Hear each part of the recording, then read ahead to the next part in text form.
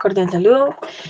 El día de hoy les vengo a hablar sobre HVDC, en este caso, análisis de tensión óptima en líneas de HVD en Colombia según longitud de potencia, realizado por la ingeniera de la Universidad de los Andes, María Camila Ceballos Ruiz.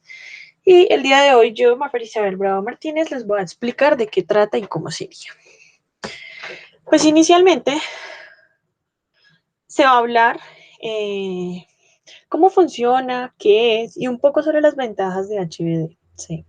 HVDC, como lo indica sus siglas, High Voltage Direct Current, es decir, corriente continua de alta tensión. Es una de las tecnologías o sistemas de transporte de energía eléctrica. La mayoría de interconexiones para proporcionar corriente en diferentes lugares marítimos o terrestres eran y siguen siendo en algunos lugares del mundo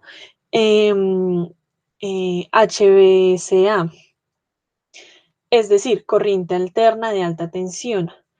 Pero pues esta tecnología tiene muchas desventajas en comparación con la tecnología HVDC.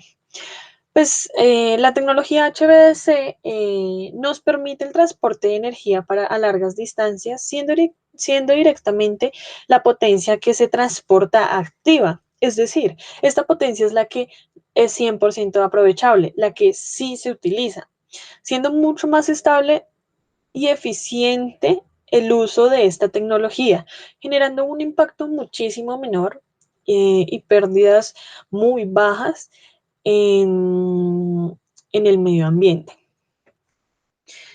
Esta tecnología HVDC ya se ha implementado en diferentes ciudades del mundo, ya son como Nueva York, Los Ángeles, Sao Paulo, Shanghái, Johannesburgo y hasta en diferentes plataformas marítimas. Siendo una tecnología con muchas ventajas, la ingeniera María Camila realizó el análisis de esta tecnología para implementarla acá en Colombia.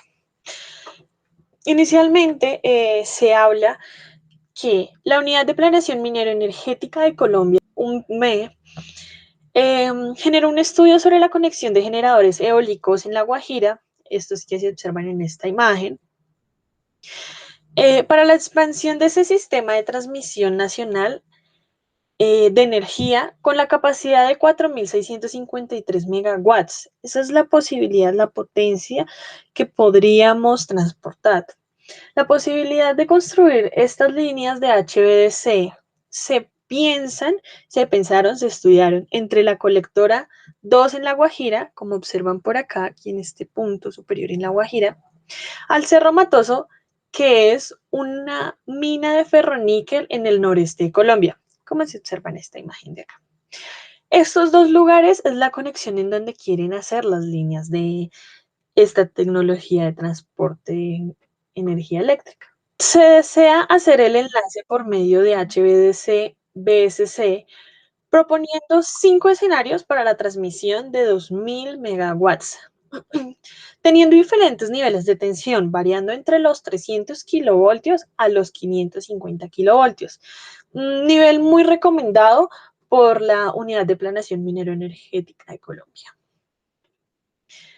Claro está que pues para esta planeación se deben tener en cuenta diferentes reglas o brochures, como se dice, en estas instalaciones eléctricas. Estos brochures que se usaron son los que se observan en esta tabla de acá. Bueno, cabe resaltar 4 brochures importantes. El brochure 0,48 de SIGRE, este brochure, ¿qué es lo que dice? Es Tower Pot Geometry. Este brochure se especializa y especifica la geometría de la parte superior de la torre, sea el ángulo de inclinación por donde van a pasar las líneas en la parte superior de la torre.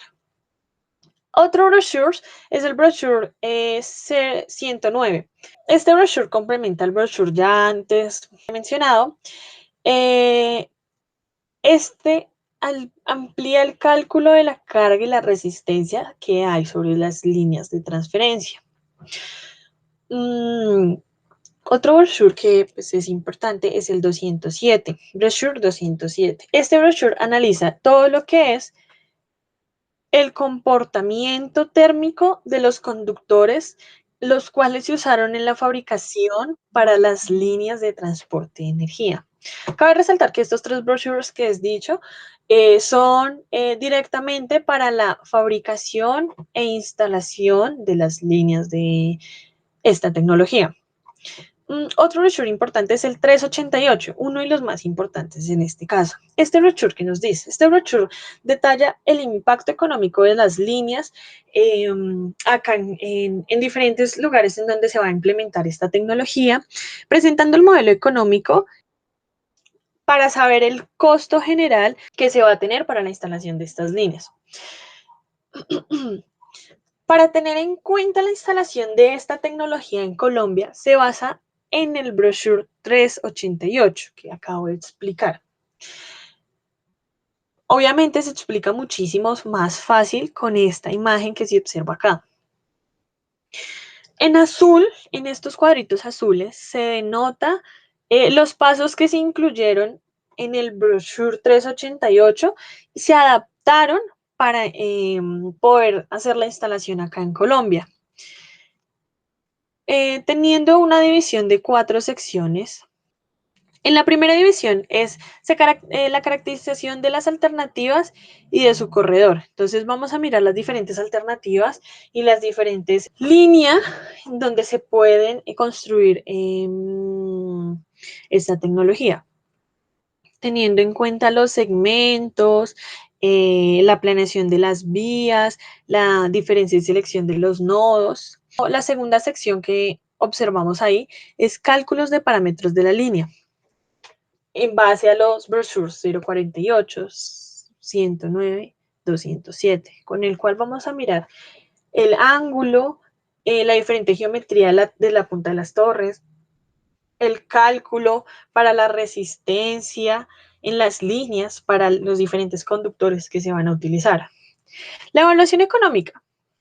La evaluación económica, siendo un país tercermundista, se tiene que tener en cuenta los diferentes recursos, viabilidad y el capital que se tiene para incorporar estas líneas. Pues, como ya he mencionado anteriormente, la Unidad de Planeación Minera Energética de Colombia pues ya realizó un estudio pertinente en el cual también hicieron un análisis, un modelado económico en donde se puede observar la viabilidad de implementar esta tecnología o la tecnología pues ya HVAC, pues es la que hoy en día estamos usando. Análisis de sensibilidad. Es mirar qué tan eficiente, qué tan bueno, qué tan caro nos va a salir implementar estas líneas de transporte de energía en corriente directa a Colombia. Para el trazado de las diferentes líneas, se escogieron los diferentes nodos en Ocaña, Primavera, Sogamoso, San Carlos y Norte de Colombia. Como se muestra la división en estos 3 segmentos para las diferentes alternativas de la propuesta de las líneas, estos 3 segmentos están divididos, se usaron dependiendo de los diferentes parámetros como lo son la altura sobre el nivel del mar, la presión de la atmósfera, la temperatura que se va a generar en el lugar, la velocidad del viento y la radiación solar que hay ahí mismo. Entonces, estos 3 segmentos se dividen dependiendo de estos 5 parámetros. Como ya dije, los diferentes nodos son Ocaña, Primavera, Sogamoso, Cerro Matoso, San Carlos y Norte. Estos tienen una distancia referente como se mira acá en la tabla. Dependiendo de estos segmentos, los 3 segmentos se analizan cuál es el más favorable dependiendo del kilometraje que ya mencioné. Entonces, como se muestra en Ocaña, se tiene que el segmento 1 y el segmento 2 son favorables para esta línea. Lo que son Primavera, Sogamoso, Cerro Matoso y San Carlos solo funcionan en el primer segmento, son favorables solo en el primer segmento. En cambio, en el nodo norte, los 3 segmentos son muy favorables para estos kilómetros. Ya hablando un poco de los segmentos y las líneas, la implementación los parámetros que se deben de tener en cuenta para llevar a cabo este proyecto, el costo que nos va a generar. Se realizó el análisis del costo que va a valer el proyecto, observando en esta imagen el costo anual de diferentes alternativas de la conexión de esta línea según el nivel de voltaje que uno desea. Entonces, esta gráfica es directamente para transportar 2000 megawatts de potencia. En esta gráfica se alcanza a observar la variación total del CAE de las diferentes secciones, o sea, Ocaña, Primavera, Sogamoso, Cerro Matoso, San Carlos y Norte. El valor de la conexión variante de estos entre 15 millones de dólares.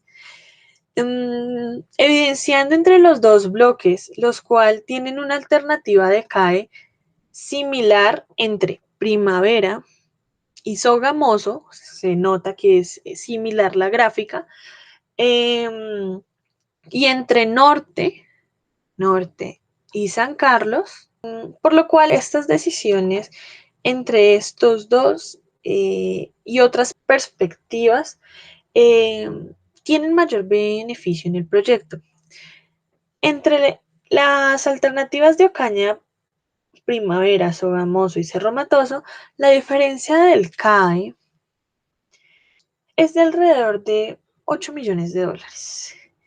Y entre las alternativas que son San Carlos y Norte, la diferencia aproximada de este CAE es de 3 millones de dólares. Entonces, en conclusión, para este proyecto, pues en base del costo anual equivalente en megawatts que ya acabo de mencionar, y pues la potencia que se selecciona, se determina que el nivel de voltaje más recomendable son 400 kilovoltios. Pues en algunos casos superaría hasta los 500 kilovoltios. Pues esto generaría una desventaja en la limitación de la transferencia de potencia, siendo desfavorable este escenario para la generación de generadores que se estaban planeando y los cuales se estaban pensando para la conexión entre colectorados que quedan en La Guajira y los diferentes nodos ya mencionados. El costo de estas líneas tiene muy poca sensibilidad con respecto a las potencias evaluadas. La ingeniera recomienda para el trabajo y la incorporación de este proyecto análisis de tensión óptima en las líneas HVD en Colombia. Toca profundizar más, planear más y tener más datos para la selección de nodos, la buena selección de la geometría de la punta de las torres, para la buena selección del costo de la transferencia de potencia y transferencia de voltaje, para que pues esta conexión acá en Latinoamérica, Colombia, sea óptima y recomendable. Con esto acaba la presentación. Muchas gracias por la atención prestada.